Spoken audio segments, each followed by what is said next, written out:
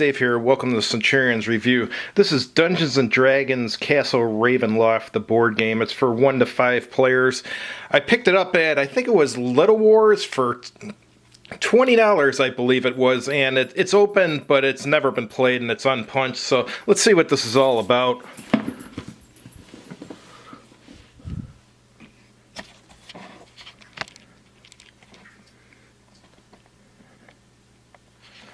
The master of Ravenloft is having guests for dinner and you are invited. In Castle Ravenloft you play a heroic adventurer with magic weapons and amazing spells. You must explore the dungeons beneath the castle where you will fight monsters, overcome hazards, find treasure, and eventually face the vampire lord Strahd. Are you ready for adventure? So it sounds like your typical dungeon delve.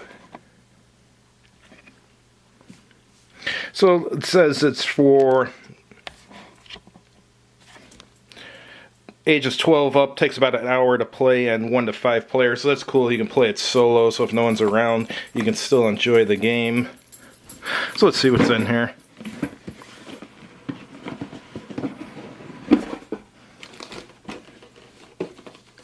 Alright, here's a rule book. Rule book's 14 pages, full color. Starts with a game overview, then talks about winning the game.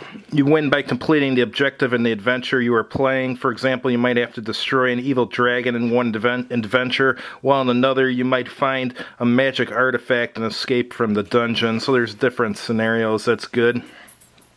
Then it's talking about the dungeon tiles. I looked through the rule book a little bit. It looks like it's pretty simple, the rules, and then there's player setup. And it's talking about the hero card. And the player turn consists of a hero phase, exploration phase, and a villain phase.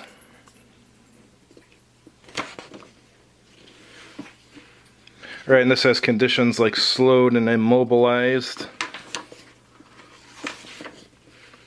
And now it's talking about attacks with daily powers and at-will powers. So that sounds like 4th edition, kind of like, I think it was 4th edition D&D where you had daily powers and at-will powers. That edition of D&D felt kind of like they treated everything kind of like a magic user, because like even a fighter had like daily powers and at-will powers. So it was a unique edition of D&D. I just didn't like it that much. I much prefer 5th edition or 2nd edition. Alright, now it's talking about utility powers, combat, and you got targeting.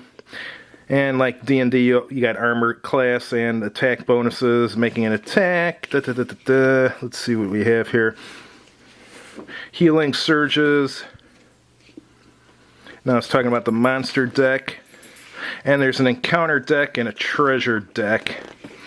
And you get experience points, and of course you can level up, so that's cool. Artwork throughout the book looks alright. Here's the adventure book. This gives you the different scenarios. Let's see how many there are. First one's escape the tomb, find the icon of Ravenloft's the second, then clocks, infernal artifact, daylight assault, final transformation, destroy the Dracolich, and 7th is adventure impossible, 8th is horror the howling hag, and 9 is gauntlet of terror. And then you have 10, which is Blood and Fog, and 11, which is Rampaging Golem. And then 12 is The Hunt for Strahd, Part 1. And 13 is The Hunt for Strahd, Part 2. So that's pretty impressive. You got 13 different scenarios there, so you're going to get a lot of replayability out of this game, and a lot of enjoyment out of it, I would assume. So, let's take a look at the minis. Got a nice big, looks like a skeleton dragon or something there. That's cool. So the guy did actually open the bags with the minis, but that's no big deal. But it looks like he didn't open the cards. Some giant, I don't know if he's a golem or what he is. That might be a gargoyle skeleton. The minis do look good. Another gargoyle looking dude. There's a lot of them. Not sure. Oh, this is a zombie dragon. Another skeleton. Another skeleton. What's this one? Zombie. Another zombie. Another gargoyle. And here's more minis. Get your money's worth with this. I mean, the $20 I paid for just for the minis alone, I came out ahead. Looks like, I don't know if these are swarms of rats, a wolf, little kobold looking dude. This is pretty nice.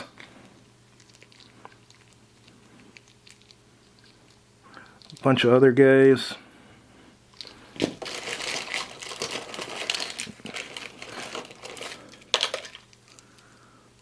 Yep, another wolf, spider, another kobold. I don't know if this is a goblin or what. More rats, wolves and spiders. Let's see what the blue figures are. This looks like it hasn't been opened yet.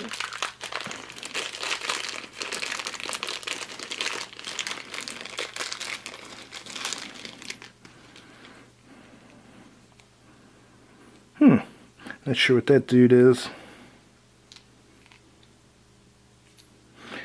These player characters? Yeah, they may be.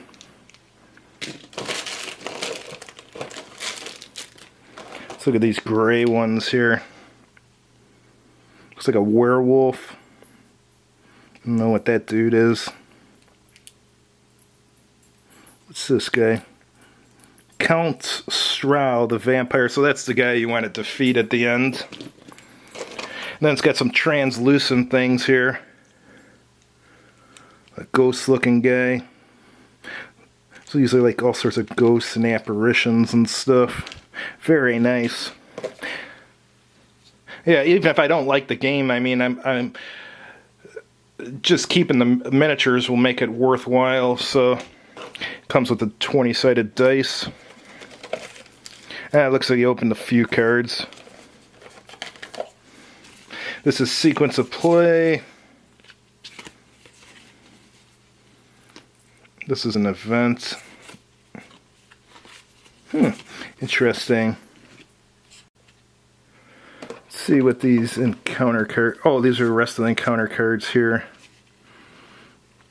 So it's got utility powers, at will powers for clerics. So I don't think those are encounter cards. Oh, those are just power cards or something. Okay. Fighter at will powers, trapping strike, unstoppable, ranger at will, rogue, backstab, that's cool. Does it have sneak attack for the rogue? Let's see here. Ah, sneak attack. That's nice. In D&D 5th edition, I'm running 2 different rogues. I got a 3rd, or what just became a 4th level one and a 16th level one. So I like to use sneak attack with those. Oh, there's fireball. One of the most abused spells in 5th edition. It's way too powerful. Here's the events. Ghost of Prince Arrow. This looks pretty promising. Event, attack, ambush, choking fog. Icy corridor. Let's put these back in here. And treasure. Oh, here's some more event cards actually. I guess some of your treasures are actually traps like alarms, crushing walls, fire traps, sliding walls. It looks like these are some cards for the monsters like the gargoyles, the ghouls. I like it as the picture of the miniature there so you know which one it is just by quickly looking at it. You don't have to lift it up and look at the bottom to see which one it is. Wolves, zombies. Here's some more items. Wooden stakes. I imagine wooden stake is probably useful in this game. Blessing, heroic stand, rejuvenating onslaught, clear the air, crystal ball, potion of rejuvenation, ring of regeneration. That's nice. All right, and let's see what's in here underneath the inserts.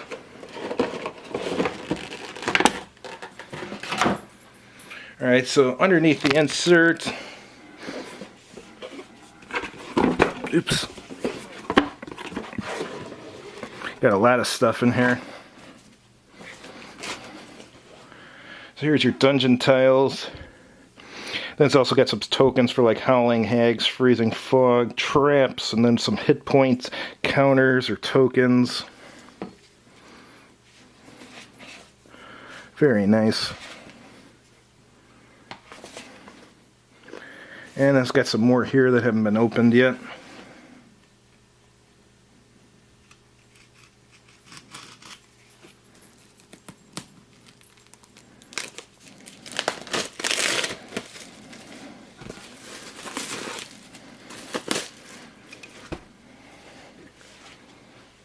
It's got some more monsters, portraits, skulls.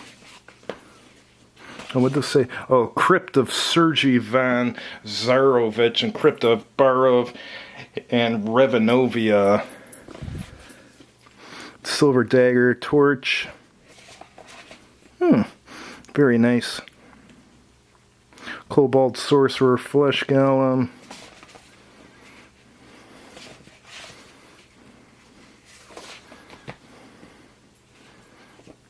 And here's, I guess, the tiles for the different player characters, I would assume. Here's some more. And here's a tile for the big bad guy himself. So this looks really promising. I will try this soon, especially since it can be played solitaire. Probably play a bunch of games solitaire and then bring it to one of my friends' houses and we'll play a multiplayer game. Anyhow, just wanted to show you guys. Thanks for watching. I hope you liked the video. If you did, please click like on the video. And if you haven't done so already, please subscribe to this channel. And as always, have a good evening.